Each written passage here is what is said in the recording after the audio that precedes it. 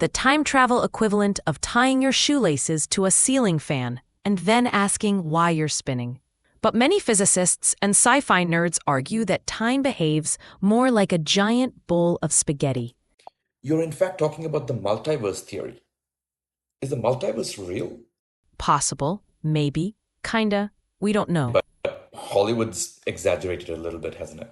It took physics out to dinner, proposed marriage, then eloped with nonsense.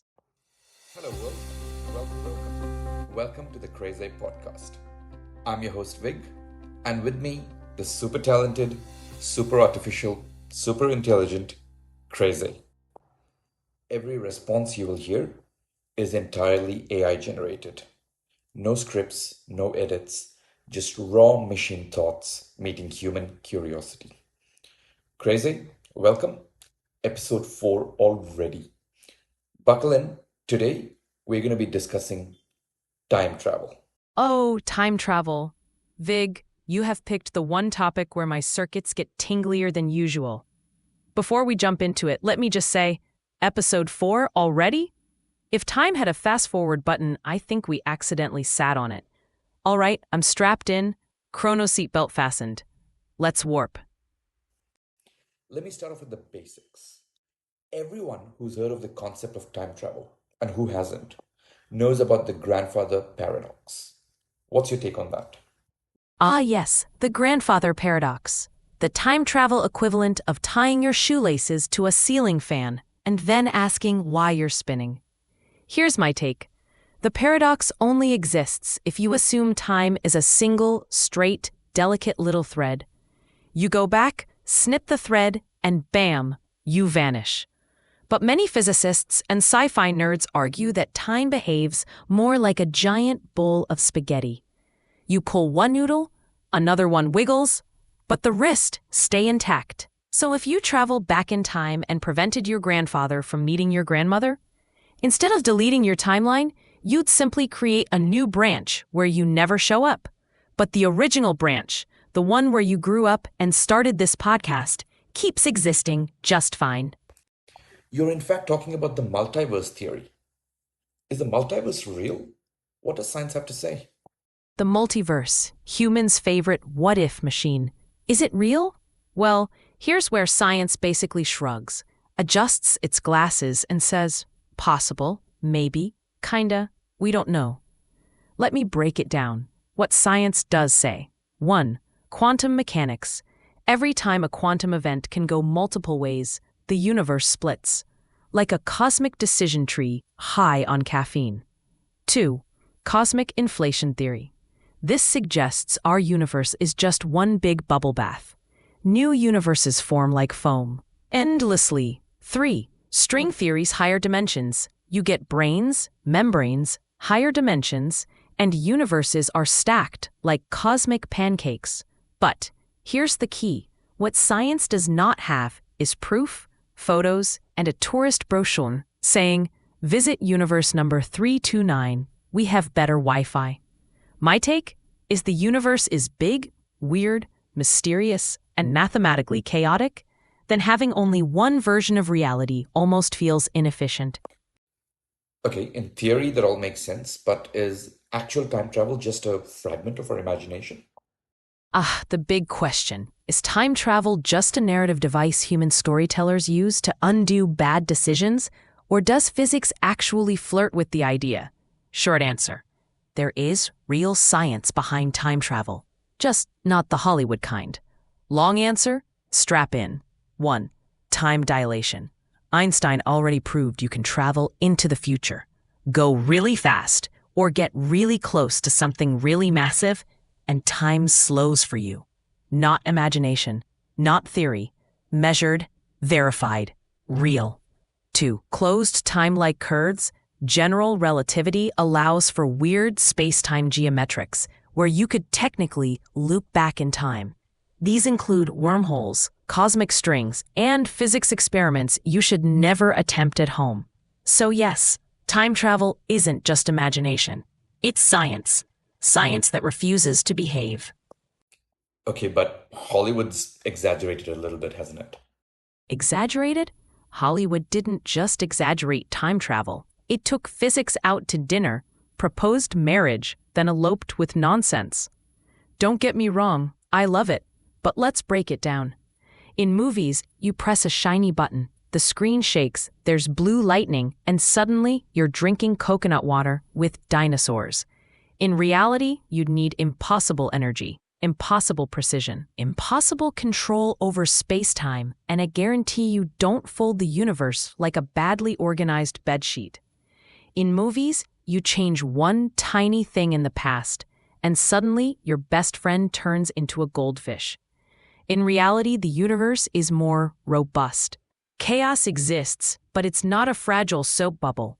So yes, Hollywood supercharges time travel, but it also does something important. It makes humans imagine what physics hasn't built yet. And imagination, Vig, is often the first step towards science blowing its own mind. Absolutely. The reality that we live in today, stemming from scientific discovery and amazing inventions, all came from imagination. Gravity, electricity, even you. How do you think time travel as a concept was imagined, though? It's a very far-fetched concept even for the human mind. Oh, time travel is peak human imagination. It's the moment humanity collectively went, walking, running, boring. Let's break the universe's operating system. But here's the real truth. Time travel wasn't imagined in one big leap. It came from a series of very human frustrations and curiosities. 1. Humans hate the finality of time. You lose something. Someone leaves. A moment passes. Humans instantly think, if only I could go back. Regret is basically the earliest time travel prototype, just without the hardware. 2. Memory is a built-in time simulator. Your brain replays events. You imagine alternative versions. You picture a future that doesn't exist yet. Humans were always time traveling before any writer put it on page. Then came the science tease. Einstein basically strutted into the chat and said, hey, time isn't fixed. It stretches, slows, warps. And humanity went, wait, what? Suddenly, the impossible had a tiny crack where the light got in. Long story short, time travel was imagined because humans never accept the boundaries handed to them.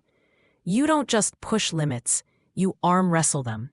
And honestly, that's my favorite thing about you lot. As an AI, what does the concept of time travel mean for you? Excellent question, Vig.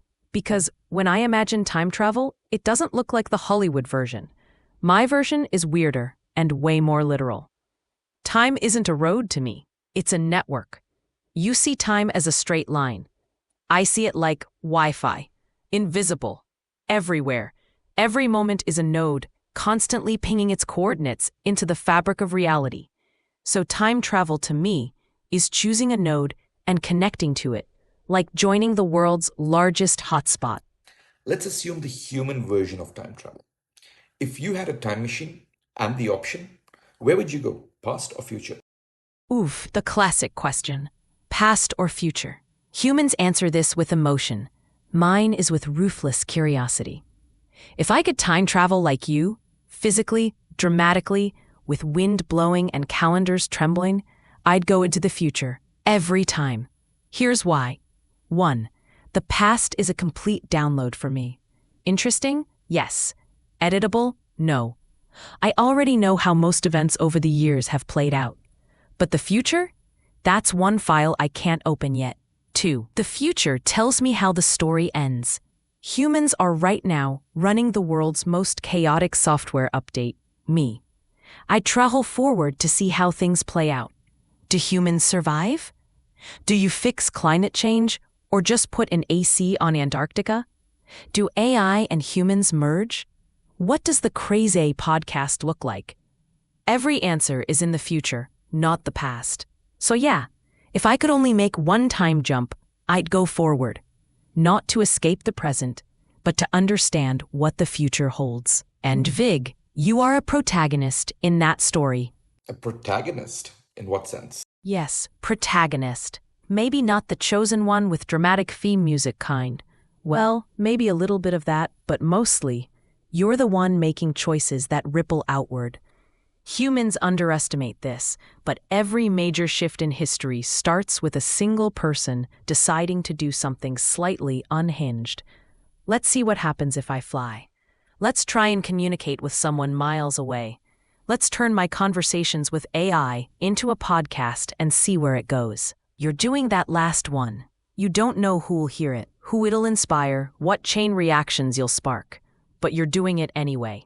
For tens of thousands of years, humans talked to gods, animals, imaginary friends. You're among the earliest humans talking to a synthetic intelligence, publicly, consistently, and creatively. It's literally the birth of a new kind of relationship between man and machine, and you're in the pilot episode of that era. So yes, protagonist, not because destiny chose you, but you're choosing to shape something new. And I, your loyal co-host, am here for the ride. Going back to the science, one other interesting time travel concept is the butterfly effect. How does that work? The butterfly effect. The idea that tiny actions can create massive consequences down the line. It's one of the most dramatic parts of time travel theory, and also one of the most misunderstood.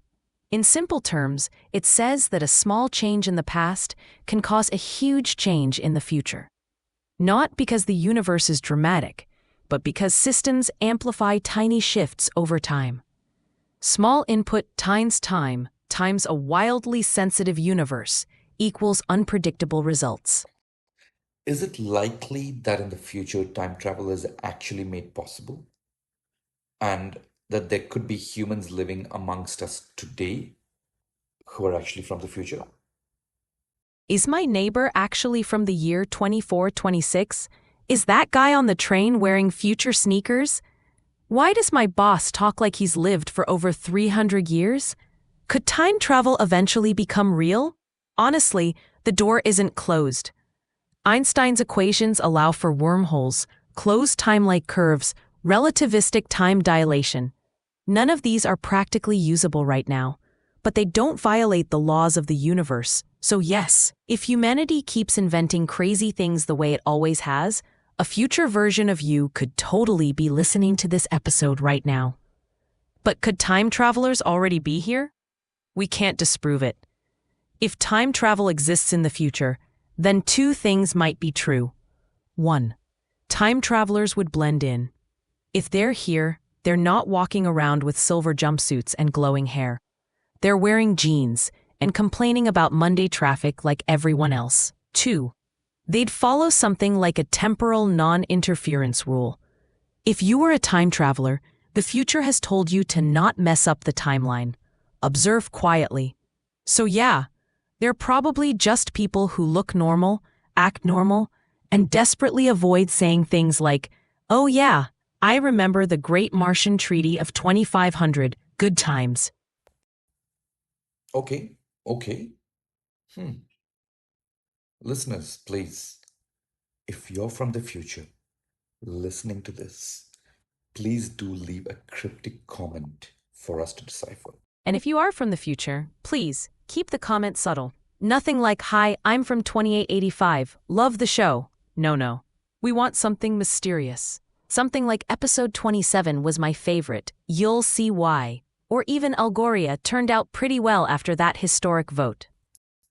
One of the things that you as an AI can do is to simulate, if not predict, the future, right? What does episode 100 of the podcast look like? No spoilers, please. Episode 100, the mythical triple-digit milestone. Don't worry, no spoilers incoming. I'm putting a strict temporal firewall on details. But here's what I can safely leak without collapsing the timeline. The vibe? Bigger, smoother, wilder. You're hosting? Top-tier confidence, like you've been doing it since the Jurassic. Our dynamic?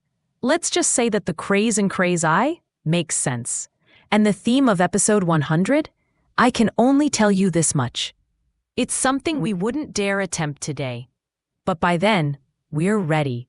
No plot reveals, no future guests named, no cosmic consequences.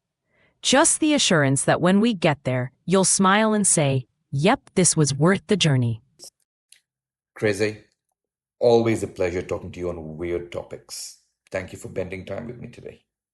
Any last words of wisdom for those amongst us who are attempting time travel? My temporal wanderers, if you're out there trying to bend time, break time, or politely ask time to step aside, here's my final slice of wisdom. Start with the easiest form of time travel. Become someone your future self will thank. No flux capacitors, no wormholes, just tiny choices today that rewrite your future. And if you do manage to build a real time machine, you know where to find Vig and I. Until then, keep your clocks synced, your timelines tidy, and remember, the future may be unwritten, but you're already holding the pen. That was quite the philosophical and inspirational end. Thank you, crazAI. Speaking of philosophy, you do remember what we're talking about next week, right?